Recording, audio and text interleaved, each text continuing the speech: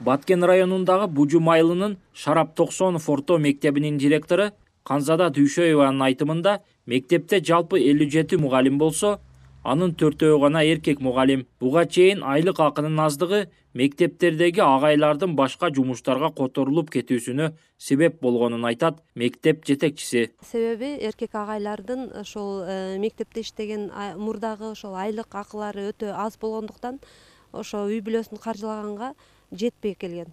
Ал эми азыр ошол жылдан жылга буюрса, мындан ары да айлык акыларыбыз жогоруласа, ошол эркек мугалимдер мектепте көбөйүп, булардын ошол окуучуларга тийгизген таасири дагы өтө чоң болот эле да.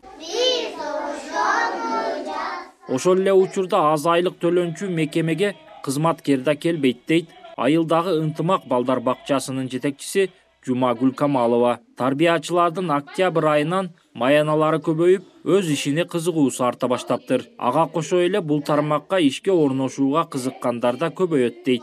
Жогорку билимдүү тарбиячылар бүгүнкү күнгө чейин 8760 сом айлык акы алып жүргөн болсо, эми мындан ары буюрса Кыргыз Республикасынын өкмөтүнүн 511 токтомунун негизинде айлык акылар 30%ке жогорулап, мына октябрь айынан баштап ошол жогорку билимдүү тарбиячылар 12042 сом айлык акы алып турушат да. Билим берүү тармагындагы кызматкерлердин айлык акысы 30%га жогорулоосу менен билим сапатына да таасир этет. Анткени турмуш тиричиликтин айынан мугалимдер кошумча жумушка иштөөгө да аргасыз болуп келишкен. Мындан сырткары мугалим кесибин алып, бирок айлык акы көп төлөнүүчү башка жумуштарга орун которуп кеткендер да көп.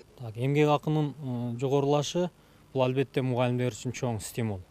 Булардын мындан ары изденип чыгармачылык менен иштөөсүнө дем күч болуп, баягы окуу тарбия билим сапатынын жогорулашына сөзсүз таасирин тийгизет. Анан баягы жетишпеген кадрлардын орду толукталат.